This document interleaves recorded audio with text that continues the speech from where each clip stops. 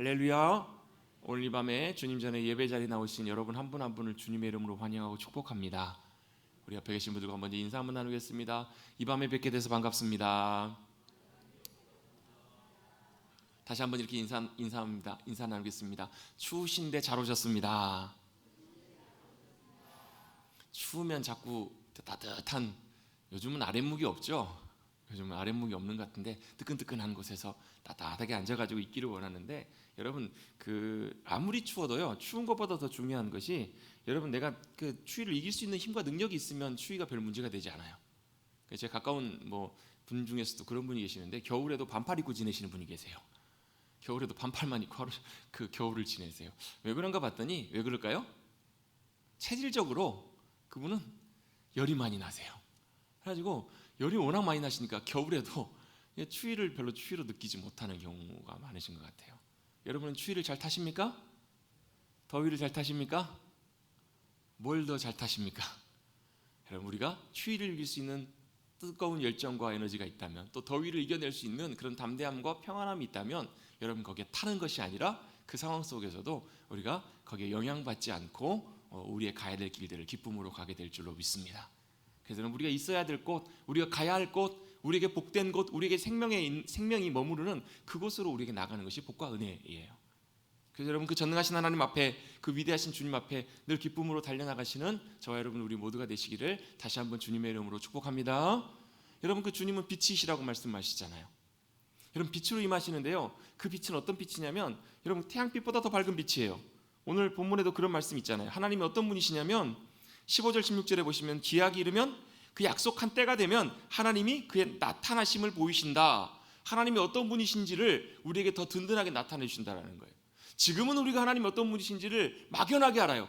성령님을 통하여 사실 우리가 어느 정도 알게 해주실 만큼만 알아요. 근데 언제요? 약속의 때가 되면, 우리가 주님 앞에 서게 될 그때가 되면, 주님이 얼마나 위대하시고 얼마나 대단하신 분이신지, 얼마나 좋으신 분이시고 선하신 분이신지, 얼마나 풍성하신 분이신지 그 주님을 우리에게 보여주실 때, 나타내실 때가 있다라는 거예요.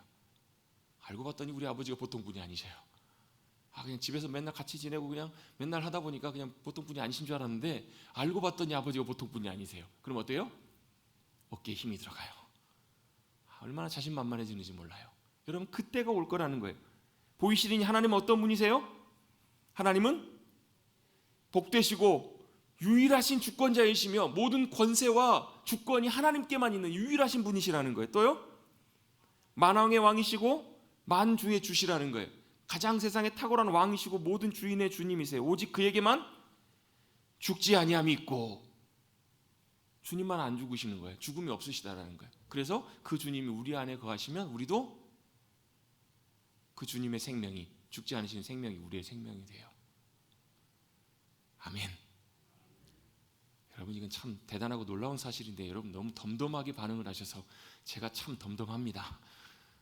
참 놀라운 일이에요. 주님은 오직 주님께만 죽지 아니하시는 영원한 생명이 있고 가까이 가지 못할 빛에 거하신다. 여러분, 가까이 가지 못할 빛에 거하신다는 말은요, 하나로 우리 여러분 태양계 예를 들어보면, 태양빛에 가까이 갈 수가 있어요, 없어요? 여러분, 태양 쳐다보면 눈 멉니다. 여러분, 저도 이 조명이 굉장히 밝게 비추는데요, 저도 조명 직선으로 이렇게 쳐다보면 그 요즘 젊은 사람들이 하는 표현이 있어요. 눈뽕이라고. 이게 뭐냐면 눈이 이렇게 순간적으로 번쩍하면서 안 보여요. 왜 그럴까요? 밝은 빛 때문에 그래요. 태양빛은 얼마나 밝을까? 얼마나 밝고 뜨겁냐면, 여러분 어느 누구도 태양으로 가까이 갈 수 있는 사람이 없어요. 요즘 여러분 태양을 탐사하는 탐사선이 지금 태양을 돌고 있는데요, 그 태양의 그 주기에 따라서 그 기록들을 세우고 있어요. 태양에 가장 근접해 가는 그 거리를 이제 측정해 가면서 조금씩 더 가까이 가려고 해요. 얼마까지 가까이 갈 수 있을까요? 아무리 가까이 간들 여러분 태양 가까이 갈 수가 없어요. 왜요? 태양의 그 뜨거운 열과 빛을 감당해낼 수 있는 것이 이 우주 세계 가운데 그런 물질들이 별로 없기 때문에 그래요. 다 녹아요. 근데 여러분 그거 아세요? 우리가 살고 있는 이 태양계는 우리 은하의 진짜 아무것도 아닌, 제가 요즘 저희 딸내미가 공부를 하고 있는데 옆에서 하다가 제가 공부를 더 열심히 하는 것 같아요. 제가 시험 보면 100점 맞을 것 같아요. 우리 은하의 크기가 몇 파섹인지, 무슨 몇만 광년인지, 지구가 태양계가 우리 은하에 얼마만큼 있는지 여러분 상상할 수 없어요. 300만 광년인가? 그럴 거예요. 우리 은하의 크기가 300만 광년이에요. 여러분 1광년이 빛이 1년 동안 갈 수 있는 거리인데 여러분 빛이 얼마만큼 가냐면요. 빛이 1초에 지구를 7바퀴 반을 돌아요. 1초로 갈 수 있는 그 거리를 1년 동안 간 거리가 광년이고요. 그게 얼만큼요? 3만 년도 아니고 3만 광년을 가야 우리 은하가 끝이 나요. 우리 태양계 안에 포함되어 있는 은하가. 근데 여러분 이 은하가 우주에 몇 개 있는지도 몰라요. 놀라지도 않으시네요. 감이 안 오시니까 안 놀라시는 거예요, 여러분. 여러분 이 우주 가운데 여러분 이 지구라고 하는 별이 여러분 우주에서 보이지도 않는 정말 눈꼽만큼도 안 되는 여러분 그 우주에 그 지구에 살고 있는 저와 여러분은 진짜 아무것도 아닌 존재들이에요. 태양 가까이 가지도 못해요. 태양보다 훨씬 많은 별들이 이 우주에는 얼마나 많은지 몰라요. 그런데 그 주님은 그 빛보다 더 밝으신 분이시래요. 근데요 우리가 그 밝은 빛 앞에 주님 앞에 나아가면 죽어 없어져 버려야 될 것 같은데 그게 아니라요. 모세가 떨기나무 불꽃 가운데 갔을 때 다메섹 도상에서 빛으로 임하신 그 주님을 만났던 바울이 뭘 보냐면 그 앞에서 소멸되고 없어져 버린 것이 아니라 그 주님의 영광빛이 얼마나 찬란하고 놀라운지 그 주님 앞에 더 가까이 나가더라는 거예요. 가까이 가면 갈수록 어떻게 해요? 그 영광의 찬란한 빛이 우리를 통해서 비춰지는 거예요. 우리 지난주에 우리 찬양대가 여러분 찬양했던 찬양이 무슨 찬양이죠? 낮의 해처럼 밤엔 달처럼 그렇게 살 수는 없을까? 그렇게 살 수 없을까요? 예, 살 수 있어요. 어떻게 살 수 있냐면요 우리가 그 빛 대신 주님 앞에 가까이 나아가면 나갈수록 내가 빛으로 살아가려고 하는 것이 아니라 내가 빛처럼 달처럼 해처럼 살아갈 수 있다고 살아가지는 것이 아니에요. 여러분 그 영광의 주님의 빛이 우리 가운데 비춰지게 될 때 그 빛이 우리를 통해서 나타나게 될 줄로 믿습니다. 아멘. 그 빛이 얼마나 찬란하고 영광스러운지 몰라요. 그런데 그 유일하게 아무도 가까이 할 수 없는 그 빛에 거하시는 분이 바로 하나님이시라는 거예요. 어떤 사람도 보지 못하였고 또 볼 수 없는 분이 바로 하나님이시라는 거예요. 그래서 그에게 존귀와 영광과 권능을 다 돌릴지어다. 아멘. 이렇게 바울이 고백하고 있어요. 그런데 진짜 감사한 게 뭐냐면요 그 가까이 갈 수도 없고 볼 수도 없고 만질 수도 없는 그 하나님께서 인간의 모습으로 우리 가운데 찾아오신 분이 바로 예수님이시잖아요. 눈으로 볼 수 있게 만질 수 있게 찾아오셨어요. 얼마나 참 놀라운 일이에요. 여러분 사람의 몸으로 하나님이 오셨다? 그 당시 사람들은 그걸 받아들일 수 없었기 때문에 못 믿은 거예요. 아니 어떻게 신이 하나님의 사람의 몸으로 사람처럼 똑같이 오냐? 그건 말도 안 되는 소리라는 거예요. 아 그럼 그게 사람이지 신이냐? 이런 것 때문에 그들은 이해할 수가 없었던 거예요. 그런데 그럼에도 불구하고 하나님께서는 우리와 똑같이 우리가 그분을 이해하고 만나고 함께 할 수 있도록 친히 그 영광의 보좌를 버리시고 이 땅 가운데 내려오셔서 우리 가운데 찾아오신 하나님이세요. 아멘. 제가 아까도 어떤 분하고 다른 교회 예전에 알고 있던 어떤 분하고 이렇게 연락이 와가지고 이렇게 인사하다가 잘 지내냐 그랬더니 너무너무 힘들대요. 너무너무 힘들고 어렵다라는 거예요. 그래서 도저히 이렇게 힘을 내고 또 감사하면서 일어나야 되겠는데 도저히 일어날 힘도 없고 더 이상 어떻게 해야 될지도 모르겠다라는 거예요. 알긴 아는데 안 된다라는 거예요.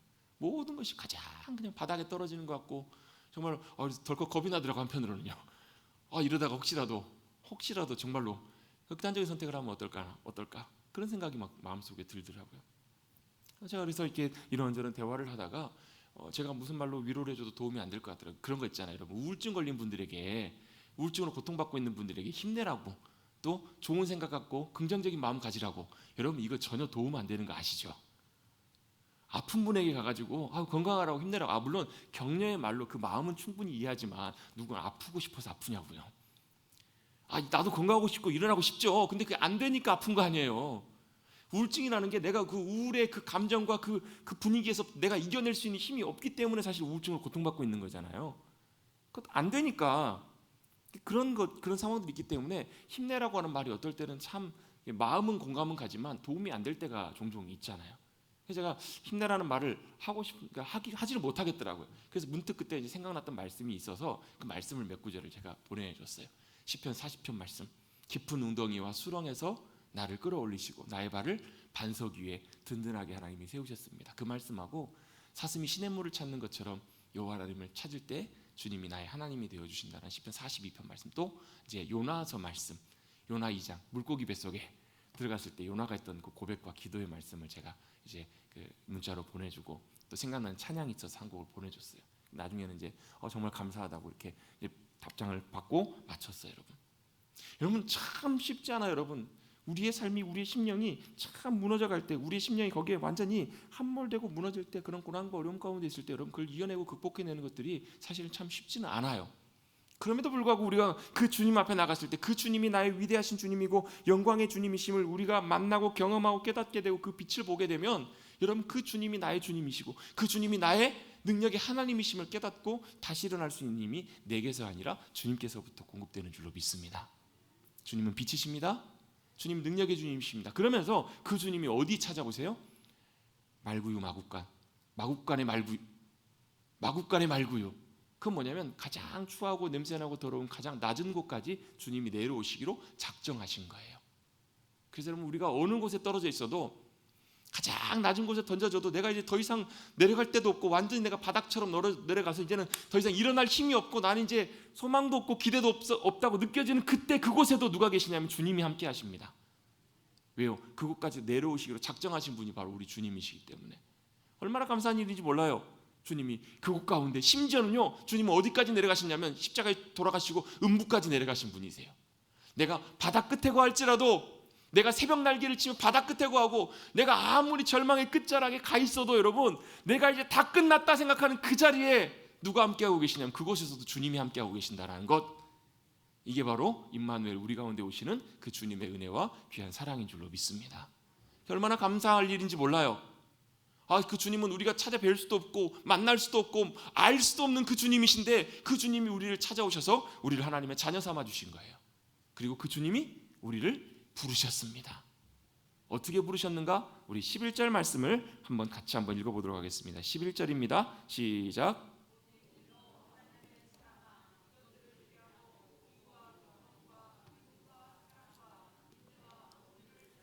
아멘. 자, 첫 부분만 한번 살펴보면 오직 너 하나님의 사람아라고 부르고 있습니다.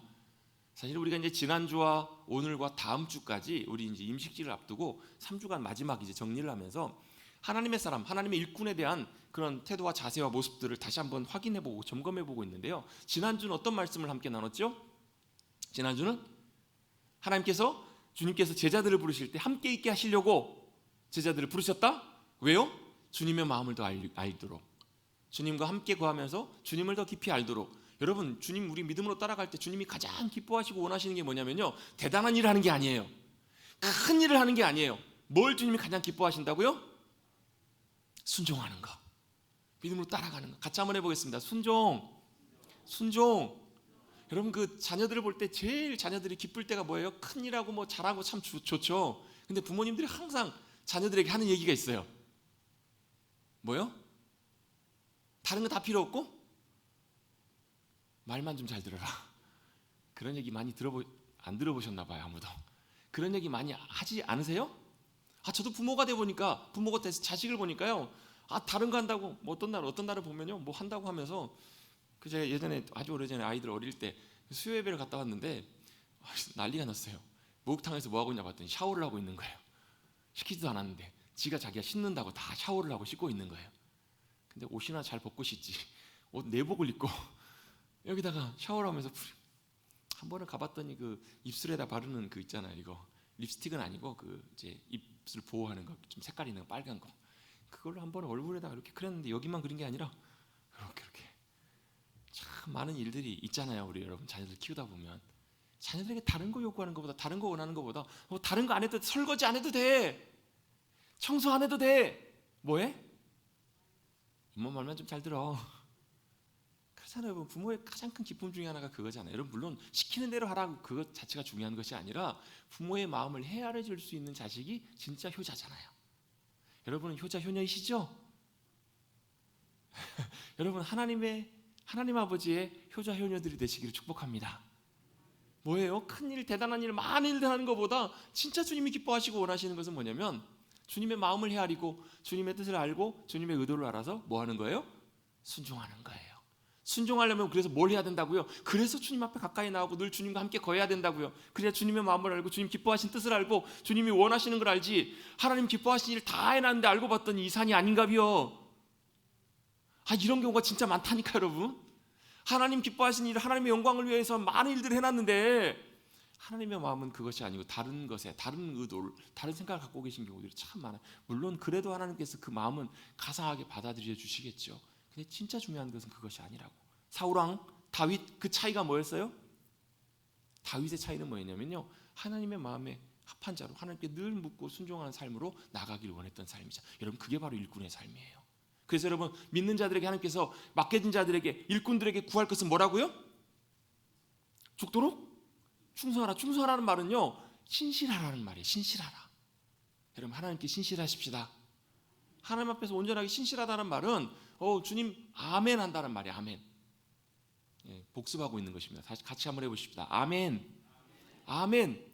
충성이라는 말은 피스티스라는 말인데 히브리어 말로는요, 아만이란 말이에요. 아만이라는 말, 아멘이에요. 기도할 때 아멘 하는 이유는 뭐예요? 믿습니다, 동의합니다, 제가 그 고백에, 제가 그 기도 간구에 신실하기를 원합니다, 이런 뜻이라는 거예요. 여러분, 주님께 아멘 하십시다. 여러분, 주님의 일꾼들은 가장 결정적으로 제일 중요한 것이요, 주님께 아멘 하는 거예요. 사람에게 아멘 하는 것이 아니라, 사람에게 신실한 것이 아니라, 내가 사람에게 좋게 하랴, 하나님께 좋게 하랴, 내가 사람의 기쁨을 구하랴, 내가 사람의 기쁨을 구하는 것이었다면 내가 하나님의 종이 아니다라고 사도 바울이 고백해요. 여러분, 하나님의 귀한 부르심을 받은 여러분 한 분 한 분들이시오. 여러분, 하나님께 충성하시고 아멘 하십시다. 여러분, 아멘하면 믿음으로 살아가는 것, 그게 바로 주님이 기뻐하시는 모습이라는 것. 그걸 통해서 서머나 교회 성도들에게 말씀하세요. 충성, 또 너희는 주님이 너희 가운데 함께 하시기 때문에 너희는 부유한 자다. 여러분, 영적으로 부유한 자들이 되셔야 됩니다. 여러분, 주님의 일꾼들은요, 여러분 영적으로 풍성한, 풍요로운 자들이 되셔야 돼요. 여러분, 영적으로 여러분 주님 따라가는 사람들이 겉으로 잘 될 수도 있고 부족할 때도 있어요. 부유할 때도 있고 모자랄 때도 있어요. 성공할 때도 있고 일이 좀 잘 때 뜻대로 안 될 때도 있어요. 그것과 상관없이 주님의 일꾼들과 사람들은요, 뭐가요? 영혼이, 심령이 부유한 사람들이에요. 여러분, 옆에 계신 분들과 축복하면서 인사 한번 나누겠습니다. 당신은 영혼이 풍성한 사람입니다. 다시 한번 이렇게 인사하십시다. 부자 되십시다. 옛날에 여러분 모 CF 광고에서 부자 되세요 했잖아요. 그 부자 되는 그 의미는 뭐예요? 돈 많이 돈이 하늘에서 눈처럼 펑펑 쏟아지는, 여러분 그런다고 부자 되면 참 좋겠죠. 근데 여러분, 절대 그렇다고 우리의 인생이, 우리의 영혼이 부유해지지 않습니다. 우리의 영혼은 오직 유일하게 주님으로만 부유해질 수 있어요. 주님으로 채우시고 주님으로 만족하시면 내 앞에 있는 현실이, 상황들이 때때로 비록 조금 어려워도, 때때로 비록 좀 부족해 보여도 여러분 그 안에서 만족하며 감사하는 삶을 살아갈 수 있잖아요. 부유한 삶을 살아라. 너희는 부유한 자다. 때때로 환난과 고난이 찾아올 때도 있다. 그러나 넉넉히 이기는 자가 되라. 그것이 바로 서머나교회 성도를 향해서 성령님께서 우리에게 해주셨던 말씀이라는 거예요. 오늘은 이어서 사도 바울이 영적인 아들과 같은 디모데에게 해주는 영적인 권면의 말씀, 디모데전서 말씀을 우리가 함께 읽었는데요, 사도 바울이 디모데를 향해서 이렇게 부르고 있습니다. 뭐라고요? 오직 너 하나님의 사람아. 같이 한번 해보겠습니다. 오직 너 하나님의 사람아. 사도 바울이 디모데에게 부르고 있어요. 뿐만 아니라 지금의 시대에도 사도 바울을 통해서 말씀하셨던 주님이 성령님을 통해서 저와 여러분에게 말씀하시는 거예요. 뭐라고? 오직 너 하나님의 사람아. 주님 우리를 뭐라고 부르시고 계시냐면 하나님의 사람아 라고 이렇게 부르고 계십니다. 하나님의 사람이다. 흙으로 썩어져 죽을 수밖에 없는 그런 인생이었지만 이제는 하나님께서 부르신 하나님의 사람이다 라고 말씀하고 계십니다. 여러분, 같이 한번 저 자신을 이렇게 한번 이렇게 톡톡톡 하면서 한번 고백해 보겠습니다. 나는 하나님이 부르신 하나님의 사람입니다. 아멘. 여러분, 저와 여러분이 대단해서 그런 것이 아니에요. 여러분, 저와 여러분이 잘나서 그런 것이 아니에요. 뭘로 불러주셨어요? 은혜로, 사랑으로 불러주신 거예요. 주님께서 우리를 기억해 주시고 불러주신 거예요. 그러면서 오직 너 하나님의 사람들아, 사람아 라고 부르시면서 뭐라고 얘기하냐면 딱 크게 얘기했어요. 이것들은 피하고 이것들은 따르라, 붙잡으라. 이것들은 피하고, 여기서 11절에 나오는 이것들은 피하고, 이것들은 뭘 피하라고 주님 말씀하세요? 이것들이 뭐예요? 이것들, 저것들. 이것들이 뭘까요? 이것들은 사실은 요 앞에 나와 있는 내용들이에요. 본문을 읽지는 않았지만 앞에 6장 앞에 부분에 보면요, 특별히 이제 구체적으로 3절 말씀부터 보면 이렇게 말씀합니다. 누구든지 다른 교훈을 하며 바른 말, 곧 우리 주 예수 그리스도의 말씀과 경건에 관한 교훈을 따르지 아니하면, 이렇게 표현됩니다. 자, 뭘 피하라고요? 하나님의 말씀을, 하나님의 교훈을 따르지 아니하고 다른 것들을 따라가는 것들을 피하라는 거예요. 여러분, 하나님의 말씀과 하나님께서 친히 우리에게 깨닫게 하시는 하나님의 진리의 교훈들을, 경건한 교훈들을 잘 따라가시는 하나님의 사람들이 되십시다. 이게 정말 참 중요한 부분이에요. 다른 교훈, 하나님의 말씀과 경건에 관한 교훈을 따르지 않는 것들을 피하라.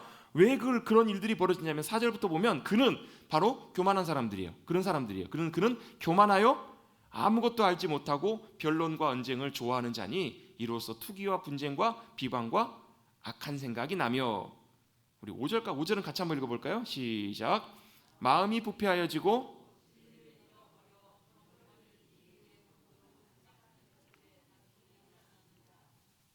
아멘. 자, 어떤 사람이냐면 하나님의 말씀과 경건에 관한 교훈을 따르지 아니하는 사람은 첫 번째로 교만한 사람입니다.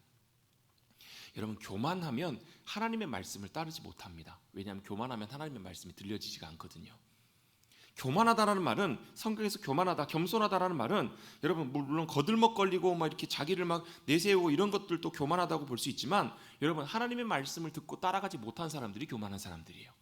그 말은 어떤 말씀이냐면, 그 말은 내가 하나님의 말씀보다 뭐가 더 앞서가냐면 나도 모르게 내 생각과 내 뜻이 앞서가는 사람들이에요. 하나님의 말씀의 뜻보다, 하나님이 기뻐하시고 하나님이 원하시는 것보다 내 계획이나 내 마음이나 의도가, 또 심지어는 내 자존심이나 내 명예나 내 이름이나 이것들이 하나님의 말씀보다 앞서갈 때, 이게 바로 오늘 이 3절 4절에 말씀하고 있는 5절에 말씀하고 있는 교만한 자다라고 말씀하고 있습니다. 여러분, 교만한 사람들은 그렇기 때문에 여러분 내 생각, 그것들이 하나님의 말씀의 뜻과 의중보다 더 앞서가요. 이 말은 여러분 하나님의 말씀을 모른다는 게 아니에요. 여러분, 하나님의 말씀과 뜻을 알아요. 하나님 뭘 기뻐하시고 원하시는지도 알아요. 그런데 그것보다도 우리 행동과 생각과 삶에서 내 생각이나 내 뜻이 더 앞서간다라는 거예요. 한 성도님이 어떤 목사님에게 질문하시는 제가 영상을 본 적이 있어요. 그 성도가 질문하는 질문이 뭐였냐면 이런 질문이에요. 목사님, 교회 안에서 때때로 다툼이 생기거나 분쟁이 생기는데, 분쟁과 다툼이 생겼을 때 가만히 보니까 어때요? 그분들이 서로 다투고 싸울 때 뭐하고 싸워요? 기도하고 싸워요. 또 말씀 붙들고 싸워요. 기도의 검을 갖고 말씀의 검을 갖고 서로 싸워요. 근데 이렇게 서로 다투고 싸울 때 서로 뭐라고 하냐면 자기 뜻이 다 하나님의 뜻이라고 이렇게 응답받았다라고 하면서 서로 다투고 싸우는데, 이럴 때 목사님 어떻게 해야 돼요? 이렇게 질문을 하시더라고요.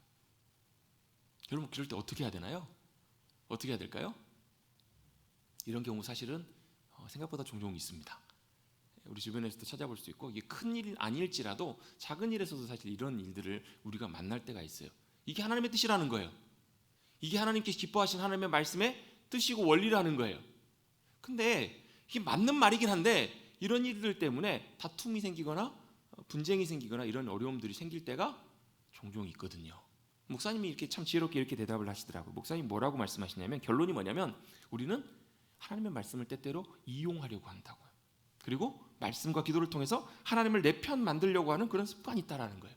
그럼 진짜 중요한 건 뭐냐면, 정작 자기 자신은 그 하나님의 말씀 안에 거하려고, 자신은 그 하나님의 말씀에 순종하고 따라가려고 하지 않으면서 그 말씀을 가지고 이용하려고 하면 이런 일들이 생긴다라는 거예요. 이게 사실 굉장히 맞는 중요한 포인트거든요. 하나님의 말씀을 내가 이용하려고 하고, 내가 하나님의 말씀을 내가 핸들링하려고 하고, 내가 하나님의 말씀을 내 뜻대로 가지고 오려고 하는 그 자세도 교만한 자세일 수 있다는 거예요. 여러분, 이게 참 쉽지 않은 것이 아니면 하나님의 말씀을 알아도 내 입장이나 내 생각이나 감정들이 그걸 덮어버릴 때가 있어요. 그래서 안 보여요. 이게 하나님이 기뻐하신 뜻이라고, 이게 하나님이 원하시는 것이라고 이렇게 더 중요하게 여겨질 때가 있어요. 여러분, 진짜 중요한 것은요, 바로 뭐냐면 하나님의 말씀 앞에 나를 겸손하게 세우는 거예요. 하나님 말씀 앞에 나를 세우고 내가 옳은 것이 중요한 것이 아니라 하나님의 뜻과 하나님의 말씀이 옳습니다라고 엎드리는 자가 바로 겸손한 자라는 거예요. 여러분, 하나님의 말씀 앞에 겸손한 자들이 되십시다. 하나님의 말씀 앞에 겸손하게 엎드려야, 그래야 하나님의 말씀의 뜻이 무엇이고 뭐가 문제이고 뭐가 어떤 것인지를 보여진다라는 거예요. 여러분, 그래서 하나님의 말씀 앞에 엎드려지기 시작하면 뭐가 보이냐면 다른 사람이 중요하지 않아요. 다른 상황들이 중요하지 않아요. 뭐가 중요해요? 하나님 말씀 앞에서 내가 더 중요해요. 내가 하나님 말씀 앞에서 뭐가 보여지게 되냐면, 내가 하나님 말씀 앞에 서면 내가 십자가 앞에서 얼마나 연약하고 부족하고 죄 많은 죄인인지가 깨달아지고 보여져요. 그래서 그런 분쟁과 어려움 속에서도 지금 중요한 것이 누구를 비난하거나 누구를 비판하거나 이런 여유 없어요. 왜요? 그것보다 더 중요한 게 뭐예요? 내가 지금 다른 것이 원인이 아니고 이유가 아니라, 여러분 물론 그럴 수 있거든요. 다른 사람이 잘못해서 다른 원인 때문에 그런 일들이 생겼을 수 있어요.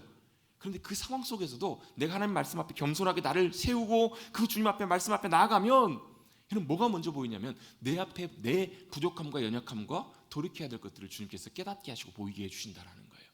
그게 바로 뭐예요? 그게 말씀 앞에 겸손한 자세예요. 그래서 여러분, 이사야 66장 말씀에 보면 하나님께서 어디 거하신다라고 말씀하시냐면, 내가 하늘이 내 보좌이고 땅이 내 발판이다.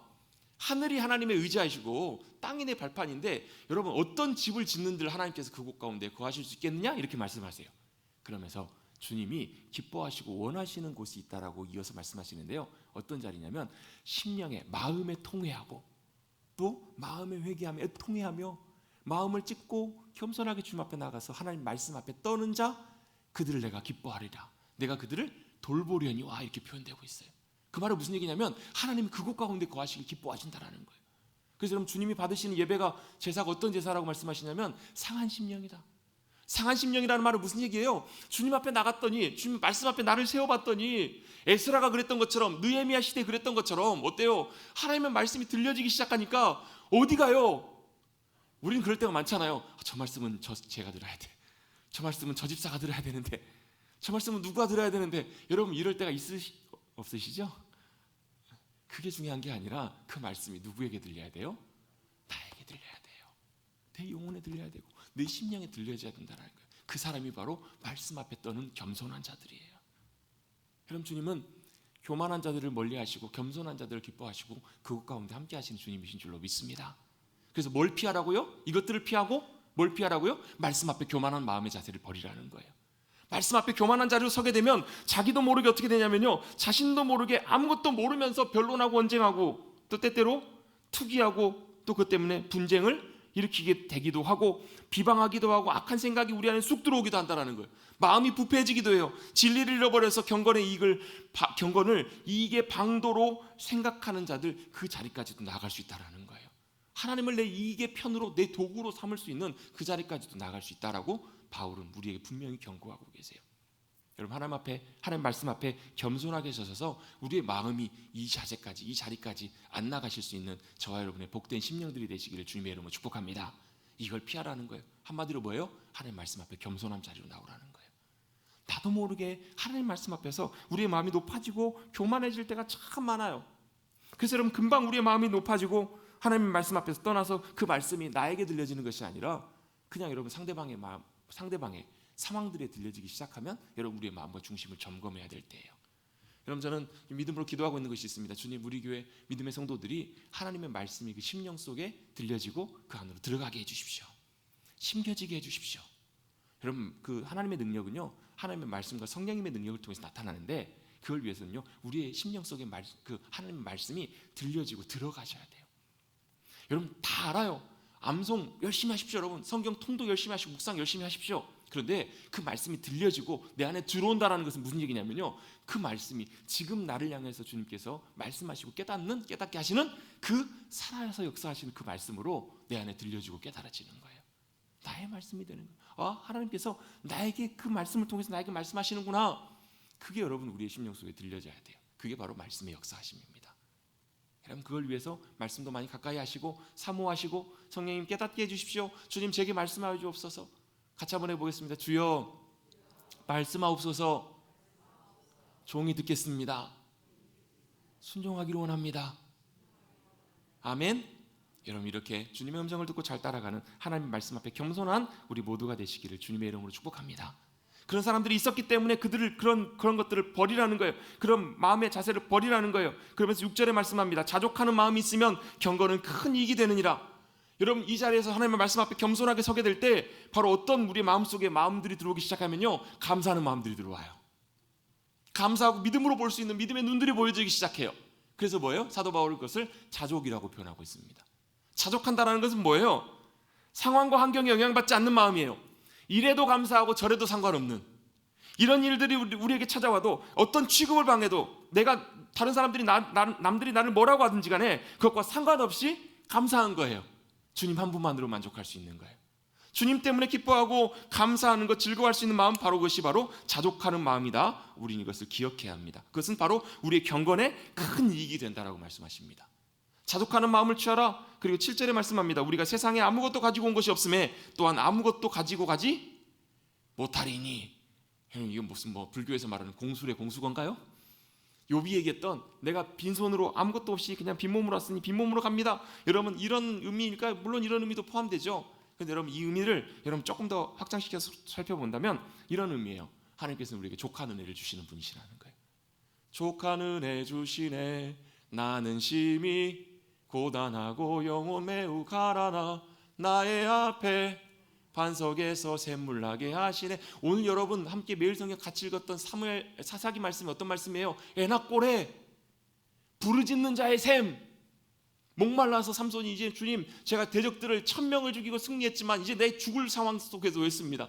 주님 내가 이제 더 이상 살 소망이 없고 죽게 생겼습니다. 주님께 부르짖어요. 그랬더니 주님이 그 앞에서 뭘 터뜨려 주세요? 샘물을 터뜨려 주시는 거예요. 그 샘물이 바로 뭐냐면 에나꼴에 부르짖는 자의 샘이에요. 여러분 주님 앞에 나가셔서 감사함으로 사모함으로 족한 은혜 주시는 주님 앞에 부르짖어서 이 부르짖는 자의 샘 에나꼬레가 터져서 그것이 우리를 소생시켜 주시는, 그것이 바로 우리의 영혼을 정신을 온전케 하시고 우리를 붙잡아 주시는 생명의 샘물이 되시기를 주님의 이름으로 축복합니다. 우리 앞에는 에나꼬레가 터져야 돼요. 에나꼬레 물들이 열려지는 것, 바로 그 은혜를 구하면서 믿음으로 나가시는 저와 여러분 되시기를 주님의 이름으로 축복합니다. 주님은 채우시고 역사하시고 주시는 하나님이세요. 또 이어서 말씀합니다. 우리가 8절 우리가 먹을 것과 입을 것이 있은즉 족한 줄로 알 것이니라.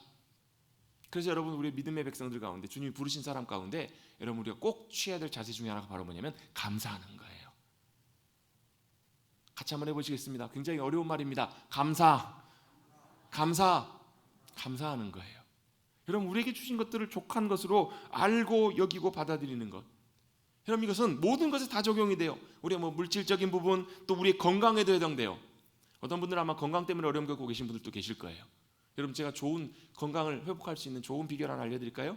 여러분도 다 알고 계시는 거예요. 감사하십시오. 여러분 우리의 부족한 것들 가지고 때때로 그런 마음 들거든요. 왜 하나님 나에게 이걸밖에 안 주셨는가? 저는요 죽었다 태어나도 아무리 연습하고 노력해도요 단거리는 안 되더라고요. 단거리 달리기는 안 되더라고요. 제가 한번 정말 죽을 뚱살뚱 해가지고 딱 한 번 도장 받아본 적이 있어요. 옛날에 운동회 하면 이렇게 달리기 하면 1등, 2등, 3등 도장 찍어줘. 그 우리 권사님들 세대는 다른 세대신가요? 저는 도장 찍는 세대였거든요. 여기다 1등 하면 1등, 2등, 3등. 제가 딱 2등 해본 적이 있어요. 다를 때는 8명일 뛰는데 그날은 4명인가 5명밖에 안 뛰었어요. 그래서 그때 한번 해보고 나머지 8명 뛸 때는 아무리 죽었다 깨나도 3등 안에 들기가 그렇게 어려운 거예요. 아무리 노력해도 4등, 5등. 잘해야 4등, 5등. 조금 컨디션 안 좋으면 5등, 6등. 그래도 꼴등은 안 했어요. 근데요 아무리 노력해도 안 돼요. 나중에 하나님께서 깨닫게 해준 것이 있습니다. 안 되는 건 안 되더라. 안 되는 건 안 되더라. 그때 어렸을 때는 왜 그렇게 마음이 막 이렇게 좀 불만이고 막 때때로 막 그 때문에 열등감도 생기고 많이 그랬는지 몰라요. 근데 지금 돌아놓고 보면 그것도 참 감사할 일이에요. 주님께서는 우리 각자에게 필요하고 좋은 것들로 적합한 것들로 채우시고 인도하시고 역사하시는 좋으신 하나님이시니까요. 우리에게 별로 부족해 보이는 것, 주님 이것 좀 더 주세요. 그때도 주님은 우리의 모든 필요와 상황을 알고 계시고 우리에게 가장 귀하고 좋은 것들로 주시는 선하신 좋으신 하나님이심을 믿는다면 우리가 할 수 있는 믿음의 고백이 바로 감사입니다. 아멘. 감사라는 거예요. 여러분 믿음의 하나님의 사람들이 해야 될 중요한 것은 바로 족한 줄로 알고 주님 앞에 감사하는 거예요. 9절 10절은 반대로 얘기합니다. 부하려고 하는 자들은 시험과 올무와 여러 가지 어리석고 해로운 욕심에 떨어진다. 우리가 많은 것들을 얻으려고 하면 할수록 그 인생이 여러분 성경에서 보여주는 중요한 인생이 바로 야곱의 인생이잖아요. 야곱은 움켜쥐려고 끊임없이 주려고 했어요. 근데 여러분 우리가 줘야 되는 것은 딱 하나예요. 뭐예요? 우리의 부도 아니고 명예도 아니고 성공도 아니고 인정도 아니고 뭔가 대단한 업적을 해내는 것도 아니고 우리가 줘야 될 딱 하나는 뭐냐면요 우리의 직장생활도 아니고 우리 성공도 아니고 우리의 가정도 아니고 모든 것도 아니에요. 우리가 붙잡아야 될 유일한 분은 주님 한 분뿐이신 줄로 믿습니다. 주님을 붙잡으면 그 안에 모든 것이 다 있어요. 여러분 주님을 붙잡으면 그 안에 우리의 직장생활 속에 주님의 인도하심이 있고요. 주님을 붙잡으면 그 안에 우리의 가정의 회복이 있고요. 주님을 붙잡으면 그 안에 우리의 건강의 치유의 회복이 있고요. 주님을 붙잡으면 그 안에 우리의 삶의 앞날의 인도하심이 있고요. 주님을 붙잡으면 그 안에 사자굴로부터도 사망의 음침한 골짜기로부터도 주님께서 건져주시는 주님의 은혜가 그 안에 있다라는 거예요. 여러분 일이 막히고 답답한 상황 속에 계신 분 계신다면 여러분 한번 점검해 오십시오. 내 손에 지금 뭘 붙잡고 있는가? 내 계획을 붙잡고 있는가? 내 생각을 붙잡고 있는가? 여러분 주님은요 그걸 놓을 때까지 기다리고 계세요. 야곱이 언제요? 요셉도 놓치고요. 사랑하는 아내 라헬도 놓치고요. 다 놓치고 시므온도 놓치고 마지막에 뭘로 와요? 마지막 이제 자신의 삶의 유일한 소망이었던 기쁨이었던 베냐민을 그가 놓게 되었을 때 비로소 주님이 그 야곱의 손을 붙잡고 일으켜 세워주시잖아요. 아멘.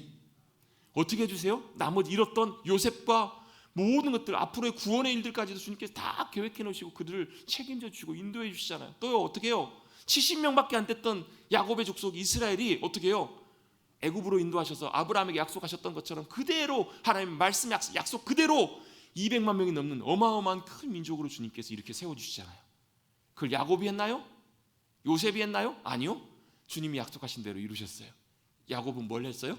손을 놓고 주님 붙잡은 것밖에 없어요. 야복강강에서 주님 붙잡고요. 또 베델로 다시 올라가면서 주님 붙잡고요. 여러분, 우리가 다른 것들 움켜쥐려고 하지 마시고 주님으로 부요케 되시는, 주님 꼭 붙잡는 믿음의 백성들이 되시기를 주님의 이름으로 축복합니다.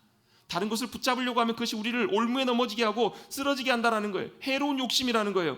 사람으로 파멸과 멸망까지 빠지게 한다. 10절입니다. 돈을 사랑하며 일만하게 뿌리가 되나니 이것을 탐내는 자들은 미혹을 받아 믿음에서 떠나 많은 근심으로써 자기를 찌른다라는 거예요. 여러분, 돈은 필요한 것입니다. 돈은 사용하는 것이지 사랑하는 것이 아니에요. 여러분, 돈을 사랑하지 마시고 돈을 사용하십시다. 여러분, 이것에 잘 준비되신 분들은요, 하나님께서 물질을 더 공급하세요. 왜요? 돈을 사용하지 못하고 돈을 사랑하기 때문에 하나님께서 많이 주시면 우리가 실족하니까 안 주신다니까요. 여러분, 감사하세요. 여러분, 통장 잔고가 없으신 분들은 감사하세요. 주님 나를 사랑하셔서 많이 안 주셨나 보다. 왜요? 많이 주시면 좋을 것 같은데 많이 주시면 어떻게 되냐면요, 돈을 사랑하게 되거든요. 돈은 사랑하는 것이 아니라 사용하는 거예요. 왜요? 우리 배웠잖아요. 우리 믿음의 청지기라고. 청지기가 뭐예요? 내가 주인이 아니고 나는 맡겨진 것들을 관리하고 하는 일들이라고요. 여러분, 우리가 청지기로 일꾼으로 잘 준비되면 준비될수록, 우리가 물질적으로 잘 준비되면 준비될수록 주님께서 우리에게 여러분 엄청난 것들을 많이 부으십니다. 아멘. 어떤 분이요, 환상 가운데 그런 걸 보게 됐어요. 하나님의 천사가 하나님의 명을 받들어 가지고 들고 다녀요. 뭘 들고 다니냐면 천국의 열쇠, 천국의 보화의 열쇠를, 창고의 열쇠를 들고 다니더라는 거예요. 들고 다니는데 왜 들고 다니는 줄 아세요? 줄 사람이 없어서, 전해줄 사람이 없어서. 왜 그래요? 여러분, 이걸 전해줬을 때는 이걸 감당할 수 있는 청지기에게 주님께서 전해주셔야 되거든요. 아무한테나 주면 안 되잖아요. 여러분, 그런 분들도 있으세요. 진짜 하나님께서 물질적인 엄청난 복을 주셨는데 하나님께 기도하고 주님의 은혜 가운데 순수한 마음으로 겸손하게 주님의 은혜를 구해서 주님이 엄청난 물질적인 복을 주셨는데요, 그것 때문에, 그 물질적인 복 때문에 영혼이 완전히 주님 앞에 나락으로 떨어져 버린 그런 분들도 종종 있거든요. 나중에 언제 깨달아요? 주셨던 것들 다 잃어버리고 모든 것을 다 나중에 빠이빠이 한 이후에 깨닫게 돼요. 아, 그렇구나. 내가 주님을 놓쳤구나. 내가 주님을 붙들지 못하고 의지하지 못했구나. 여러분, 그걸 깨닫기 전에 여러분 돌이킬 수 있게 되기를 바랍니다. 여러분, 뭐예요? 우리가 물질적인 것들을 탐내는 것이 아니라 여러분, 주님이 우리의 모든 것들을 책임지시고 인도해 주신 것을 믿고 살아가는 사람들이 바로 주님의 백성들이에요. 여러분, 그 말은 여러분 돈 벌지 말라는 얘기가 절대 아닙니다. 여러분, 저는 우리 교회도 주님께서 그런 물질의 복을 주시는 분들도 많이 계셨으면 좋겠어요. 그런데 그것이 잘 준비된 사람들이에요. 하나님은요, 하나님의 은혜와 능력을 부으시기 전에 누굴 찾으시냐면 준비된 사람들을 찾으십니다. 왜요? 그게 아니면 그게 그 사람에게 복이 아니고 오히려 그 사람에게 독이 될 수 있기 때문에. 은사도 마찬가지고 능력도 마찬가지입니다. 그래서 하나님께서는 그런 것들을 버리라고 말씀하세요. 뭘요? 교만한 자세를 버리고 마음의 부패에서 넘어지는 그 자세를 떠나고 자족하며 감사하며 또 부하려고 하는 마음, 세상을 사랑하고 세상의 물질들을 사랑하는 그 마음들을 버리고 어떻게 하라고요? 오직 의와 경건과 믿음과 사랑과 인내와 온유를 따르라. 같이 한번 해보겠습니다. 의, 경건, 믿음, 사랑, 인내. 크게 하세요. 인내, 온유. 또 뭐가 있을까요? 또 많아요. 여러 가지 많은 주님께서 기뻐하시는 모습들이 많이 있어요. 그것들을 따라가면서 어떻게 따라가라고 말씀하시냐면 12절입니다. 믿음의 선한 싸움을 싸우라. 일꾼들은요, 하나님의 사람들은 뭐 하는 사람들이냐면 믿음의 선한 싸움을 싸우는 사람들이에요. 여러분, 믿음의 싸움을 싸우는데, 여러분, 성경에서 선하다라는 말은 착하다 이런 뜻이 아니고요, 이런 뜻이에요. 하나님이 기뻐하시는, 선한 싸움이라는 말은 하나님이 기뻐하시는, 하나님이 원하시는, 그게 바로 성경에서 말하는 선한이에요. 그래서 창세기 1장에 나오는 하나님 보시기에 좋았더라, 이 좋았더라, 이 토브라는 말이 성경에서 굉장히 중요한 단어예요. 여러분, 내가 보기에 좋았더라가 아니라 하나님 보시기에 좋았더라, 이게 바로 선한 의미예요. 여러분, 선한 싸움을 싸우십시다. 이 싸움 무슨 싸움이에요? 그래서 내가 원하는 싸움이 아니라 하나님이 기뻐하시고 원하시는, 하나님께서 좋아하시는 그 싸움을 싸워가는 사람이에요. 이 싸움은 어떤 싸움이냐면 혈과 육에 대한 싸움이 아니에요. 여러분 옛날에 많이 오해했거든요. 우리 하나님 기뻐하시는 일들을 위해서 이걸 위해 싸우리라. 그래서 어떻게 해요? 이교돌과 싸워요. 가서 세상 사람들과 싸워요. 여러분 이런 싸움이 아니라 이 싸움 무슨 싸움이냐면 하나님이 기뻐하시는 영적인 싸움이에요. 하나님이 기뻐하시는 일들을 이뤄가는 하나님의 나라가 이곳 가운데 임하게 하는 그런 싸움이라는 거예요, 여러분.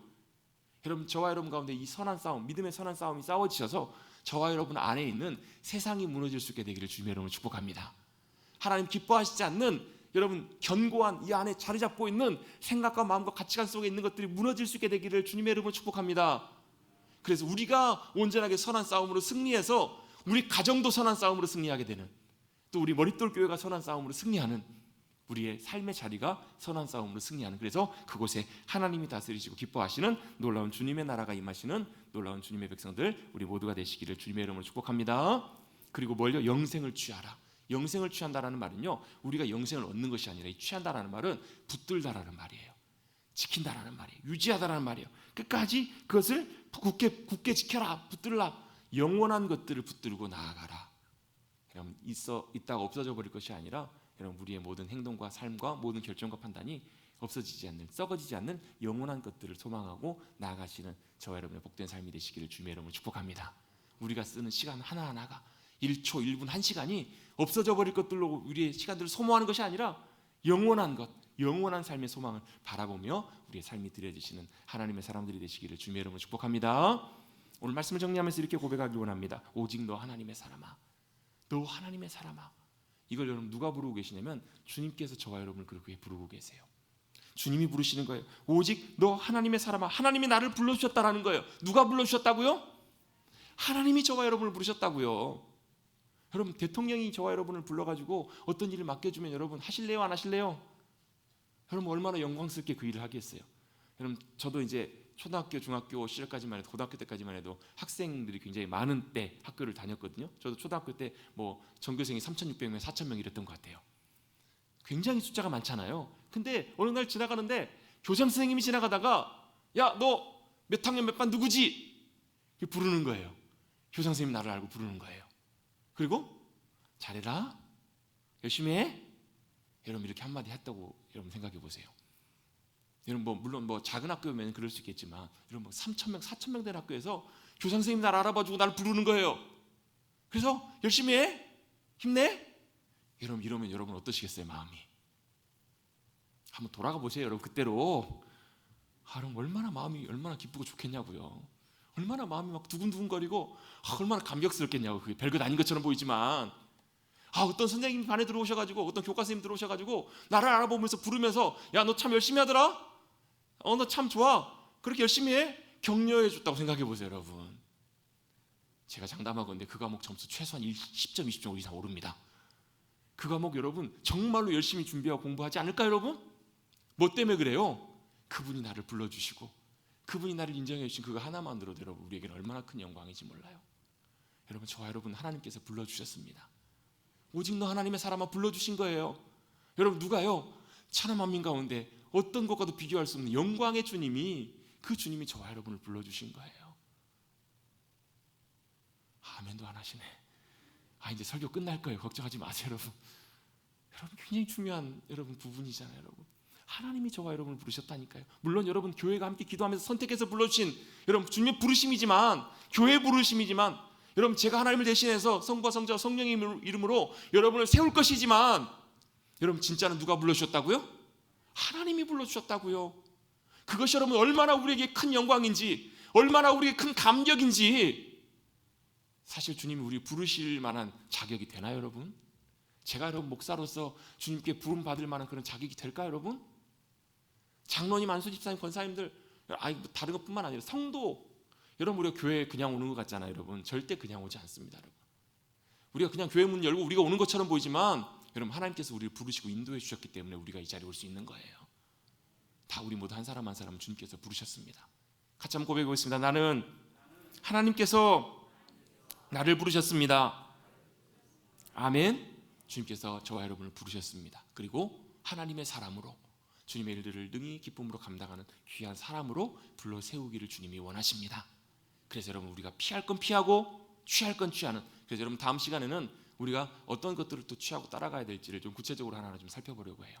그래서 어떻게 우리가 주님의 하나님 기뻐하시는 일꾼들의 삶을 살아갈지 감당할지 함께 나누려고 하는데요. 어쨌든 간에 오늘 이 말씀 꼭 기억하십시다. 오직 하나님의 사람아, 오직 너 하나님의 사람아, 주님이 나를 불러주셨습니다. 그리고 주님이 나를 기뻐하십니다. 저도 주님의 기쁨으로 살아가길 원합니다. 이렇게 믿음으로 결단하고 반응하고 나가시는 저와 여러분 우리 모두가 되시기를 간절히 주님의 이름으로 축복합니다. 축복합니다.